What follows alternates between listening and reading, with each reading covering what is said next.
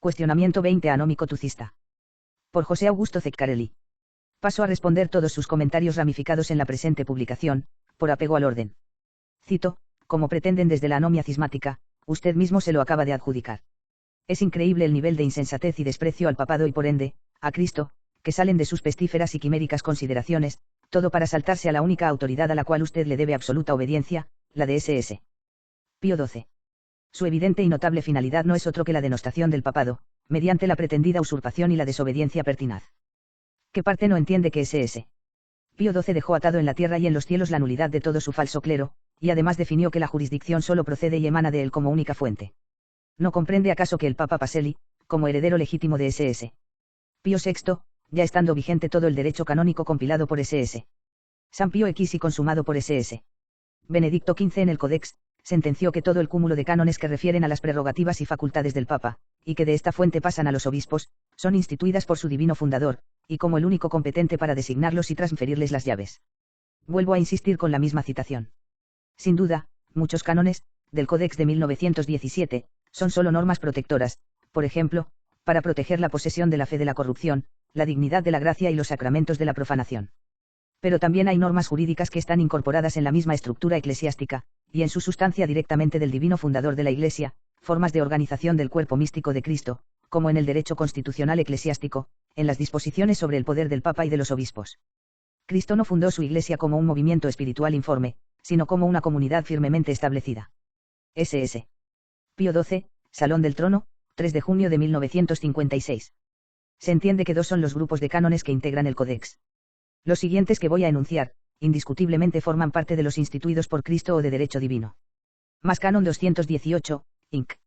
1. El romano pontífice, sucesor de San Pedro en su primado, tiene no solo el primado del honor, sino el poder de jurisdicción suprema y completa sobre la Iglesia universal, tanto en los asuntos de fe y costumbres, como en los relacionados con la disciplina y el gobierno de la Iglesia, vacantis apostolicae sedis, extendida por todo el mundo. INC 2, este poder es verdaderamente episcopal, ordinario e inmediato, ejerciendo tanto sobre todas las iglesias y cada una de ellas como sobre todos los pastores y todos los fieles y cada uno de ellos, este poder es independiente de toda autoridad humana.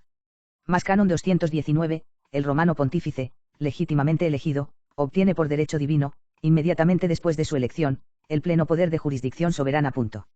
Más Canon 147, Inc. 1. Un oficio eclesiástico, jurisdicción / misión, no puede obtenerse válidamente sin atribución canónica. Más Canon 148, Inc. 1. La atribución del oficio eclesiástico se realiza bien por colación libre hecha por el superior legítimo, o por la institución que éste concede tras una presentación de un patrón o tras una nominación, o por la confirmación o admisión que da a continuación una elección o una postulación, o finalmente por una simple elección seguida de la aceptación del funcionario electo, si la elección no tiene necesidad de confirmación. Más Canon 953 nuevamente, la consagración de los obispos está reservada al romano pontífice, de tal manera que no se permite a ningún obispo consagrar como obispo a nadie a menos que primero hubiera tenido la certeza de tener un mandato del Papa. Más Canon 2370, un obispo que consagra a otro obispo, y los obispos que asisten, o los sacerdotes que asisten a los obispos, al consagrante y al obispo recién consagrado, que hayan hecho la consagración sin mandato apostólico en violación del Canon 953, están todos suspendidos automáticamente, y excomulgados, hasta que la sede apostólica los haya relevado de la pena. Más Canon 331, INC 3, el juicio de idoneidad de un candidato está reservado únicamente a la sede apostólica. Más Canon 17, INC 1, el legislador, su sucesor o su representante tiene capacidad para dar la interpretación auténtica de la ley. INC 2, la interpretación auténtica de la ley, dada en forma de ley, tiene la misma fuerza que esa ley, si solo declara los términos de la ley, en sí mismos ciertos, no necesita ser promulgado, y tiene efecto retroactivo, si limita o amplía el alcance de la ley, o si explica una ley cuestionable, no retroactúa y debe ser promulgada. Su Santidad Pío XII es quien gozó de aquella capacidad para determinar que aquello que usted considera de derecho eclesiástico, sea efectivamente de derecho divino. Él y solo él, puede como supremo legislador y juez absoluto, hacer tales enmiendas, aclaraciones, agregados, etc., no los laicos que visten de sotana o se cubren la cabeza con una mitra, siendo este el punto central de la cuestión tratada. Mas, nadie puede albergar dudas, más bien es sabido en todos los tiempos, que el santo y santísimo Pedro, príncipe y cabeza de los apóstoles, pilar de la fe y fundamento de la Iglesia católica, recibió las llaves del reino de nuestro Señor Jesucristo, Salvador y Redentor del género humano. Él, hasta ahora y siempre, vive, preside y juzga en sus sucesores, los obispos de la Santa Sede Romana, fundada por él y consagrada con su sangre. Se sigue que quien sucede a Pedro en esta cátedra, en virtud de la institución del mismo Cristo, obtiene el primado de Pedro sobre toda la Iglesia. Por tanto, lo que la verdad ha dispuesto no se pone, y el bienaventurado Pedro, perseverando en la fuerza que ha recibido, de piedra incontestable, nunca ha quitado la mano del timón de la Iglesia. S.S. Pío IX, Pastora Eternus. Mas, se funda no solo en él, sino también en Pedro, como en fundamento visible, la gobierna, además, visiblemente por aquel que en la tierra representa su persona. Que Cristo y su vicario constituyen una sola cabeza lo enseñó solemnemente nuestro predecesor Bonifacio VIII, de inmortal memoria, por las letras apostólicas Unam Sanctam, y nunca desistieron de inculcar lo mismo sus sucesores. S.S. Pío XII, Mystici Corporis Christi. Queda claro que la única fuente de donde han surgido las herejías y de donde han nacido los cismas es que no se obedece al pontífice de Dios ni se quiere reconocer en la Iglesia un solo pontífice y un solo juez, que ocupa el lugar de Cristo, como sostuvo San Cipriano. Los que usted hace pasar por obispos, mejor dicho laicos como usted y yo, no recibieron absolutamente nada de Tuc, salvo el haber incurrido en excomunión y en más negro sacrilegio del cisma. El obispo vietnamita no podía ordenar a ningún obispo a partir del 9 de octubre de 1958, donde entra en vigencia la VAS, y con esto se cierra el tema. Pero vamos a suponer, sin conceder, que todavía gozaba de sus privilegios, cosa que no es cierta bajo ningún aspecto. M. THUC, legado apostólico de Vietnam de 1938 o arzobispo de Montini desde 1968. De serlo era solamente para Vietnam, como legado apostólico local, por perder el país la diplomacia con la Santa Sede previa y durante la Segunda Guerra Mundial, no para México ni para Francia en los años 1981 a 1982, siendo arzobispo con sede dada por Montini, y mucho menos para sus no consagrados. El privilegio es definido y limitado solo a la diócesis o país asignado, y es no hereditable o transferible. ¿Cuántos obispos consagró en Vietnam hasta antes de apostatar? Ninguno. Analicemos los hechos. Rancali le hizo arzobispo cuando renunció a obispo titular de Saesina en 1960, arzobispo de Hue, Vietnam, entre 1960 a 68 dado por Rancali y arzobispo titular de Bulla Regia, desde 1968 por Montini. Con este título de Montini firmó el alegato de sede vacante de Múnich de 1982. Consecuentemente, Tuc perdió todos sus cargos, cum ex apostolatus a officio, canon 188, int 4, al hacer defección de la fe al adherirse el 8 de diciembre de 1965 a la ramera conciliar. Si esto fuera poco, lo perdió al aceptar el arzobispado de Montini, donde previamente durante las sesiones del conciliábulo, hizo pedidos de admisión de féminas al sacerdocio. E intercedió por su indignación, originada en que los jefes religiosos de paganos e idólatras no fueron invitados en masa, mientras se consolaba porque los herejes y cismáticos, valga la redundancia, con los que tuvo comunión en la década de 1980, si estuvieran. Así intervino el modernista que ustedes tienen por cabeza. Si esto aún fuera poco, lo perdió al no consagrar a 5 laicos de a pie en el Palmar de Troya. Si aún no bastara, lo perdió al no consagrar a otros 5 veterocatólicos, cisma que nació en el siglo XIX contra el Papa y el Papado, por estar en contra de los privilegios que la sede apostólica siempre gozó y que ellos consideraron ajenos, misma queja compartida que los anómicos. Suponiendo en el caso imposible, que después de 17 años en la ramera, y siendo de la más alta jerarquía de la misma, como arzobispo, no se le aplique la cum ex apostolatus a officio y el canon 188, inc. 4. Sus consagraciones son nulas y sin efecto como sanción a la Constitución Apostólica Vacantis Apostolicae Sedis, VAS. Presumiendo que no le apliquemos lo que dice la suprema autoridad del Papa en dicha Constitución, le aplicamos en vez, el canon 2370 que le suspende automáticamente a él y sus no consagrados. Volviendo a suponer que no se le apliquen los cánones 188, 953, 2370, 2372, 331, y, super soliditate, transoceanum, omnem sollicitudinem, mystici corporis Christi, ad sinarum gentem, apostolorum principi sepulcrum, caritas, et si pastoralis, actas apostolicae sedis relacionadas, duplicem, cum ex apostolatus a officio, vas, aplicaríamos los siguientes cánones. Canon 67, un privilegio debe evaluarse de acuerdo con su contenido y no está permitido extenderlo ni restringirlo. Concilio Trento. Es ex sib, apostolica indulta, inter multiplices. Canon 74, el privilegio personal acompaña a la persona y se extingue con él. Canon 78, quien abusa del poder que le confiere un privilegio merece ser privado de ese privilegio, y el ordinario no debe dejar de advertir a la Santa Sede si alguien abusa gravemente del privilegio que le ha concedido.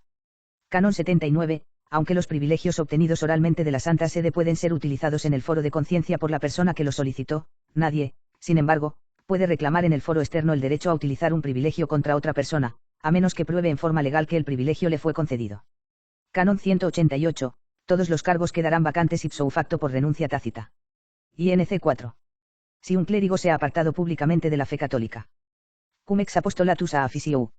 Canon 2314-1, todos los apóstatas de la fe cristiana y todos los herejes o cismáticos. INC 1. incurren automáticamente en la excomunión. INC 2. Si no han sido advertidos, serán privados de un beneficio, dignidad, pensión, oficio u otra función, si la tuvieren en la Iglesia, serán declarados infames, y los clérigos, con nueva advertencia, serán depuestos. INC 3. Si han dado el nombre de una secta no católica o se han adherido públicamente a ella, son automáticamente infamantes y, según la firme disposición del can. 188, número 4, los clérigos, habiendo sido advertidos sin éxito, son degradados. SS. Pío XII, ad apostolorum principis. Pero sí, como ocurre a veces, a algunas personas o grupos se les permite participar en la selección de un candidato episcopal, solo es lícito si la sede apostólica lo ha permitido expresamente y en cada caso particular para personas o grupos claramente definidos, las condiciones y circunstancias están claramente determinadas. Si aún con todo lo antes expuesto no bastara, y por arte virlibir lo que algo falla en el magisterio y el código de derecho canónico que sería humo y papel mojado por no apicararse nada, por tanto Roncalli y Mountini, así como Luciani, Wojtyla, Ratzinger y Bergoglio, serían papas, ya que el magisterio es humo y el código de derecho canónico también lo es dadas las circunstancias que alegan, y los tucistas estarían en cisma contumaz, como ahora lo están, al no obedecer a los papas que el magisterio no puede deponer porque el magisterio sería papel mojado, humo. Misma ley para todos. Ningún intruso puede derogar dada la naturaleza infalible de la Constitución Apostólica para periodos de sede vacantes de 1945, así como la Cumex y el Codex. Pasando a otra cuestión por usted planteada, apoyándose en el accionar de los primeros siglos, rasgo típico de los soldados del desacato, debe primero hacer la cita de la fuente correspondiente, está defendiendo una postura, caballero. Procedo a citar a los romanos pontífices, que le salen a responder. Más sobre el estado de necesidad. Charitas, SS. Pío VI. Tampoco deben nombrar o confirmar a párrocos, vicarios, misioneros, ayudantes, funcionarios, ministros u otros, cualquiera que sea su título, para la cura de almas y la administración de los sacramentos, bajo ningún pretexto de necesidad. Más sobre la falsa justificación de retornar a viejas usanzas. Ad apostolorum principis, SS. Pío XII. En ningún sentido excusan su manera de actuar apelando a otra costumbre, y demuestran indiscutiblemente que siguen esta línea deliberadamente para escapar de la disciplina que ahora prevalece y que deberían obedecer.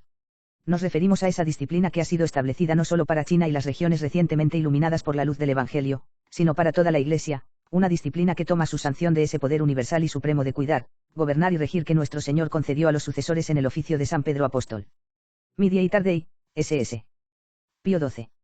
Así como ningún católico sensato puede rechazar los textos de la doctrina cristiana compuestos y decretados con grande utilidad por la Iglesia, bajo la inspiración y dirección del Espíritu Santo, en épocas recientes, para volver a las fórmulas de los primeros concilios, ni puede repudiar las leyes vigentes para retornar a las prescripciones de las antiguas fuentes del derecho canónico. Más definiciones pontificias en pleno vigor. SS. Pío XII en 1942, a los párrocos y a los cuaresmeros de Roma. El vicario de Cristo es el centro de su unidad y la fuente de la autoridad, pues a él deben estar unidos todos los demás pastores, que de él reciben inmediatamente su jurisdicción y su misión, a él corresponde confirmarlos en la fe, como pastor primero y universal, y, como pastor de los pastores, prevenir y corregir los abusos, guardar inviolable el depósito de la doctrina de Cristo y de la santidad de la moral, condenar auténticamente el error. Solo él, sucesor de Pedro, piedra fundamental de la Iglesia. SS. Pío XII en 1943. Mystici Corporis Christi. Por lo cual los obispos no solamente han de ser considerados como los principales miembros de la Iglesia universal, como quienes están ligados por un vínculo especialísimo con la cabeza divina de todo el cuerpo y por ello con razón son llamados, partes principales de los miembros del Señor, sino que, por lo que a su propia diócesis se refiere, apacientan y rigen como verdaderos pastores, en nombre de Cristo, la grey que a cada uno ha sido confiada, pero, haciendo esto, no son completamente independientes, sino que están puestos bajo la autoridad del romano pontífice, aunque gozan de jurisdicción ordinaria, que el mismo sumo pontífice directamente les ha comunicado. SS. Pío diciembre de 1958. Ad apostolorum principis. Volvimos a referirnos a esta enseñanza con estas palabras: la potestad de jurisdicción que se confiere directamente por derecho divino al sumo pontífice llega a los obispos por ese mismo derecho, pero solo a través del sucesor de Pedro, al que no solo los fieles sino también todos los obispos están obligados a estar constantemente sujetos y a adherirse tanto por la reverencia de la obediencia como por el vínculo de la unidad. Y los actos que pertenecen a la potestad del orden sagrado, realizados por dichos eclesiásticos, aunque sean válidos, suponiendo que haya sido válida la consagración que se les quiere conferir, son gravemente ilícitos, es decir, pecaminosos y sacrílegos. Vienen muy a propósito las palabras de amonestación pronunciadas por el Divino Maestro: quien no entra en el redil por la puerta, sino que sube por otra parte, es un ladrón y un asesino. Las ovejas reconocen la voz de su verdadero pastor y lo siguen dócilmente, pero no van tras de un extraño sino que huyen de él, porque no reconocen la voz de los extraños. Más uso de la opinio Theologorum, cardenal de Lugo y Dumbría. Discurso de su Santidad Pío Pepe. 12 para la sexta Semana Nacional de Actualización Pastoral Italiana. Salón de los Suizos, Palacio Pontificio de Castel Gandolfo. Una palabra sobre la base del magisterio y URE divino del Papa y de los obispos y sobre la enseñanza de los teólogos, que ejercen su oficio no por derecho divino, sino por delegación de la Iglesia, y por lo tanto permanecen sometidos a la autoridad y a la supervisión del magisterio legítimo. Sí, como teólogos, se interesan activamente por la orientación y presentan argumentos científicos, podría plantearse la cuestión de si la palabra de los teólogos o la del magisterio de la Iglesia ofrece mayor peso como garantía de la verdad. A este respecto, la encíclica Humani Generis afirma, Quod quidem depositum, fidei, nec ipsis theologis divinus redemptor concredidit authentice interpretandum, sed soli ecclesiae magisterio. Quare decessor noustea mem. Mem. Pío IX, docens nobilissimum theologiae munus iudesi, quod ostendat cummodo ave ecclesia definita doctrina continuatur in fontibus, non absque gravi causa illa adidit verba, eo ipso sensu, quod ave ecclesia definita es. Y el Divino Redentor no ha confiado la interpretación auténtica de este depósito a los teólogos, sino solo al magisterio de la Iglesia. Pío IX, enseña que la tarea más importante de la teología es mostrar cómo la doctrina definida por la Iglesia está contenida en las fuentes, y no sin motivo serio añadió esas palabras, en el mismo sentido en que fue definida por la Iglesia. Por tanto, lo decisivo para el conocimiento de la verdad no es la opinio Theologorum, sino el sensus ecclesiae. Lo contrario sería convertir a los teólogos casi en magistri magisterii, lo cual es un error evidente. Ni el cardenal de Lugo, ni Dumbría son papas, Pacelli sí. Suma teológica, pregunta 11, artículo 2, solución 3. Una vez que quedaran definidos por la autoridad de la Iglesia Universal, si alguien impugnara con pertinacia esa ordenación, sería tenido por hereje. Y esa autoridad de la Iglesia radica de manera principal en el Papa, ya que se lee en el decreto, cuantas veces se ventile una cuestión de fe, pienso que todos nuestros hermanos y obispos no deben someterla sino a Pedro, es decir, a la autoridad de su nombre. Con esa clase de autoridad no defienden su manera de pensar ni San Jerónimo ni San Agustín ni ninguno de los santos doctores. Por eso escribe San Jerónimo, esta es, Beatísimo Papa, la fe que aprendimos en la Iglesia. Y si en ella hemos sustentado algo con menos pericia o menos cautela, deseamos que sea enmendado por ti, que posees la sede y la fe de Pedro. Mas si esta nuestra confesión se ve aprobada por el juicio de tu apostolado, quien pretenda culparme a mí, dará con ello prueba de que es imperito o malvado, e incluso no católico, sino hereje. Más cuestión de la apostolicidad. La Iglesia de los Apóstoles es idéntica en origen, doctrina y misión. El mismo hecho de la separación o cisma destruye la apostolicad de misión o jurisdicción. La apostolicidad, entonces, es aquella sucesión apostólica por la cual la Iglesia de hoy es una con la Iglesia de los Apóstoles en origen, doctrina y misión. Únicamente la apostolicidad de misión, es decir, la sucesión apostólica, que es uno de los tres componentes de la apostolicidad, es inaccesible al día de hoy junto con la Santa Misa, y esta culpa que no recae en los fieles, debido a que también resulta descabellado imputarnos de esto, la falta de ministros, cuestión profetizada dado el cese del sacrificio, así como también que todos los obispos, que un día regían con plena autoridad bajo SS. Pío XII, hayan apostatado en masa cuando estamparon sus firmas en el cierre del conciliábulo y adhiriéndose a la ramera, quedando no solo el ejercicio preexistente del primado del último vicario con todo lo que implicó siempre en los 260 lapsos de vacancia, del cual no debemos separarnos ni un milímetro, si es que queremos formar parte del divino redil. Aquí está la gran prueba de la operación del error, optar por seguir el magisterio paralelo de los autonombrados, o aferrarse sin condiciones a SS. Pío XII. Las puertas de ambas están abiertas, y como siempre, en aquella donde está Pedro está la Iglesia, piedra angular de la cual prescindieron desde la conformación las tantas concreciones anómicas y, por ende, sus estructuras se caen a pedazos. Más por supuesto que la potestad de jurisdicción / legitimidad / misión proviene por derecho divino a los obispos, pero solo mediante el sucesor de Pedro. Con SS.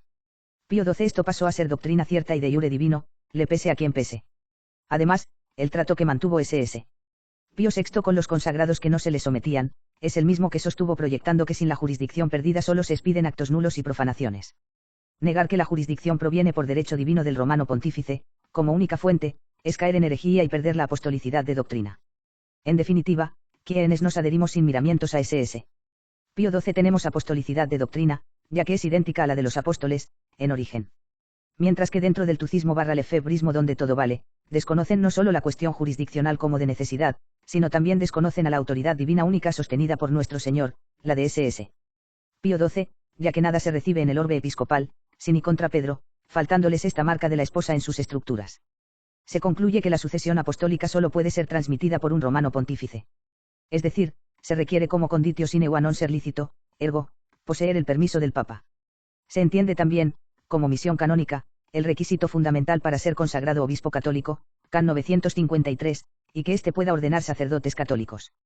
Por este motivo esta misión canónica es esencial, pues es lo que haría que el ministro fuera propiamente católico, y tener así sucesión apostólica, y formar parte de la jerarquía de la Santa Iglesia Católica Apostólica y Romana, teniendo cargo o oficio eclesiástico, can 147, y, en consecuencia, tuviera el poder de gobernar al rebaño de NSJC, poder que solo el Papa puede transmitir al obispo católico, poder que recibe el Papa inmediatamente de NSJC. CF Mystici Corporis Christi, ad sinarum gentem, apostolorum principi sepulcrum, y por medio del Santo Padre, a los obispos, siempre mediando el sumo pontífice. Por tanto, la licitud es un requisito fundamental para funcionar como eclesiástico, pues faltando esta, no se es católico sino cismático. Mas el dogma definido por S.S. Bonifacio VIII no se encuadra solamente en lo teológico, sino en todo lo que hace a su primado. Así como el pontificado petrino es uno, la Iglesia que se sostiene en base a este, es una, como una su cabeza, doctrina y gobierno, uno solo es su primado. Pretender separar elementos que son sustanciales del romano pontífice, para luego optar por desentenderse de una u otra definición, es un delirio de corte satánico, el más negro y ruin. Mas bula unam sanctam. La Iglesia, pues que es una y única, tiene un solo cuerpo, una sola cabeza, no dos, como un monstruo, es decir, Cristo y el vicario de Cristo, Pedro, y su sucesor, puesto que dice el Señor al mismo Pedro, apacienta a mis ovejas, y en 21,17. Mis ovejas, dijo, y de modo general, no estas o aquellas en particular, por lo que se entiende que se las encomendó a todas. Sí, pues, los griegos u otros dicen no haber sido encomendados a Pedro y a sus sucesores, menester es que confiesen no ser de las ovejas de Cristo, puesto que dice el Señor en Juan que hay un solo rebaño y un solo pastor, y en 10,16. Luego si la potestad terrena se desvía, será juzgada por la potestad espiritual, si se desvía la espiritual menor, por su superior, mas si la suprema, por Dios solo, no por el hombre podrá ser juzgada. Pues atestigua el apóstol, el hombre espiritual lo juzga todo, pero él por nadie es juzgado, y si OAR 2,15. Ahora bien, esta potestad, aunque se ha dado a un hombre y se ejerce por un hombre, no es humana, sino antes bien divina, por boca divina dada a Pedro, y a él y a sus sucesores confirmada en aquel mismo a quien confesó, y por ello fue piedra, cuando dijo el Señor al mismo Pedro, a ti te daré las llaves del reino de los cielos, lo que atares sobre la tierra, estará atado en los cielos, lo que desatares sobre la tierra, estará desatado en los cielos, MT 16,19.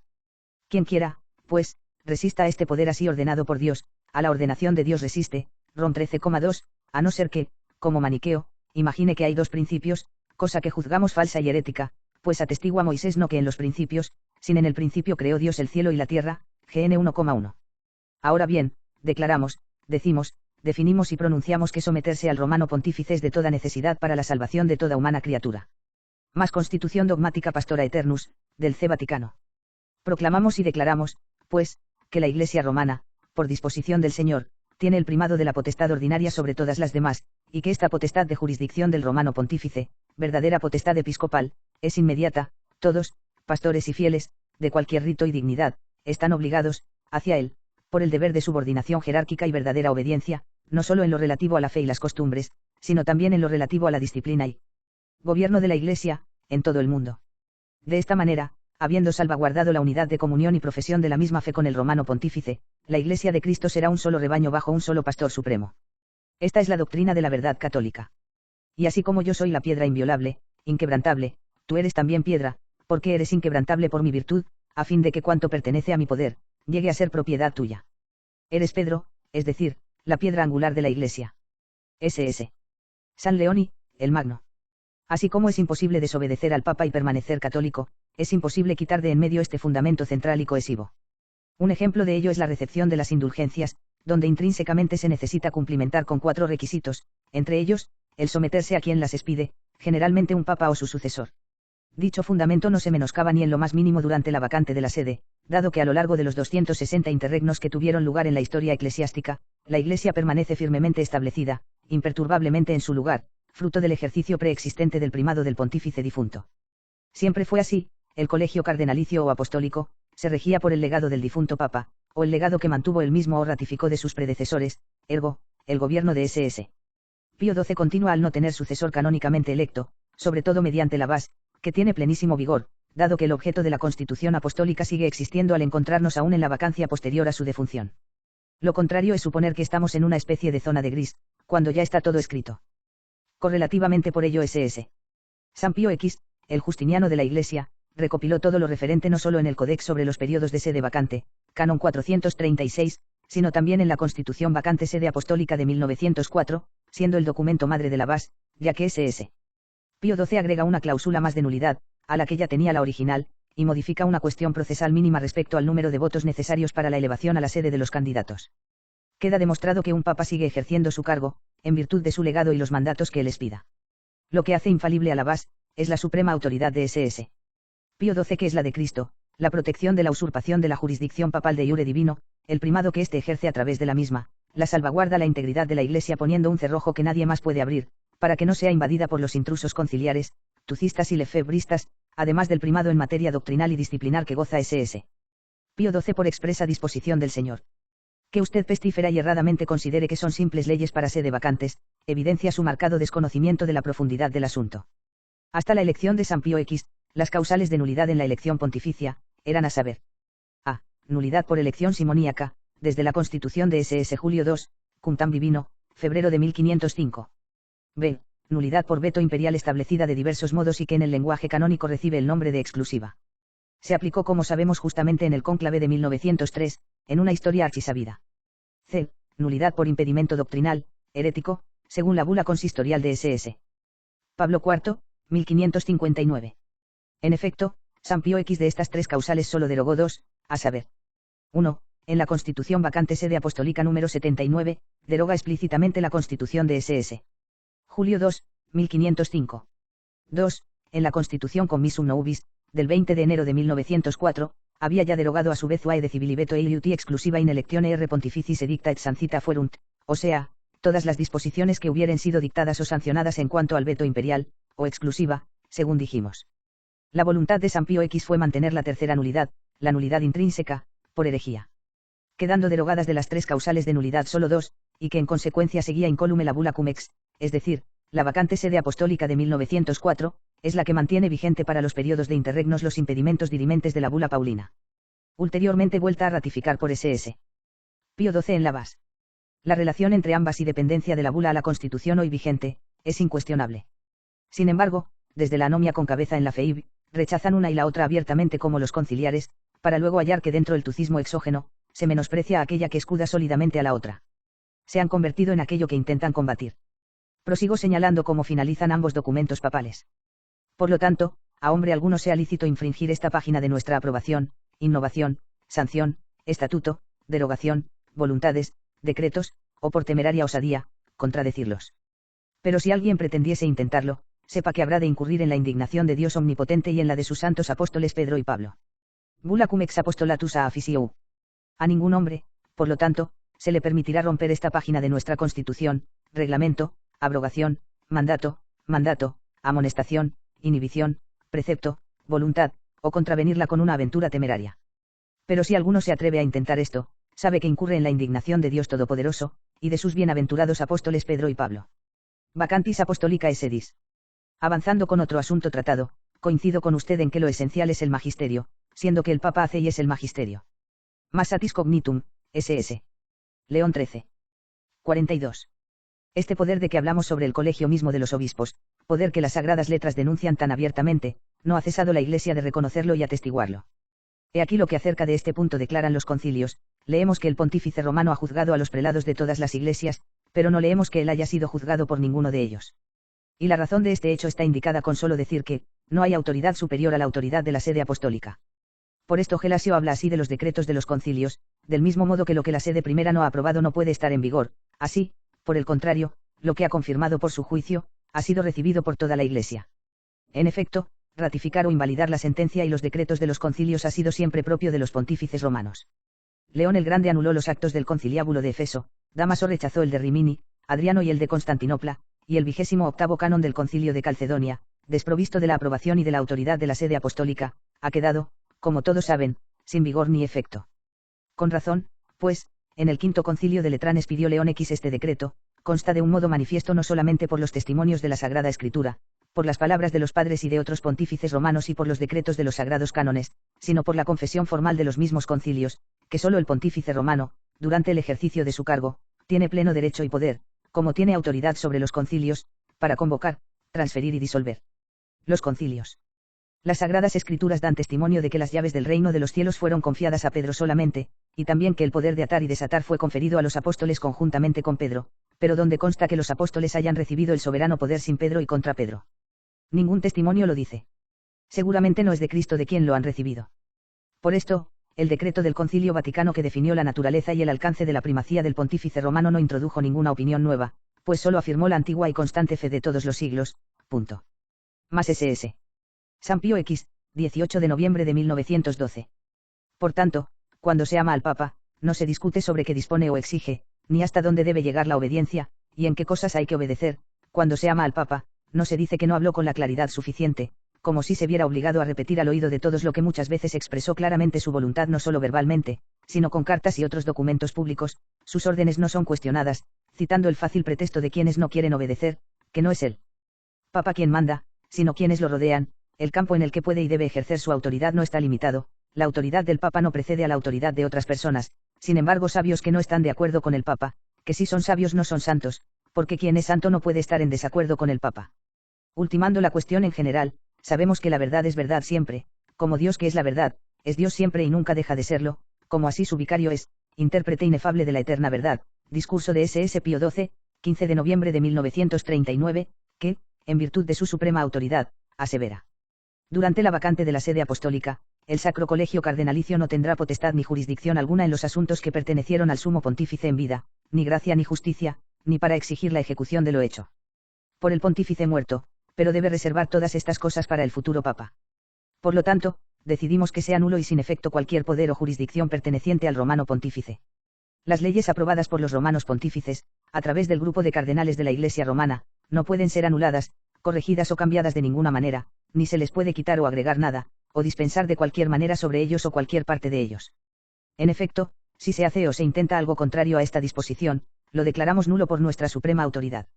A ningún hombre, por lo tanto, se le permitirá romper esta página de nuestra Constitución, reglamento, abrogación, mandato, amonestación, inhibición, precepto, voluntad, o contravenirla con una aventura temeraria.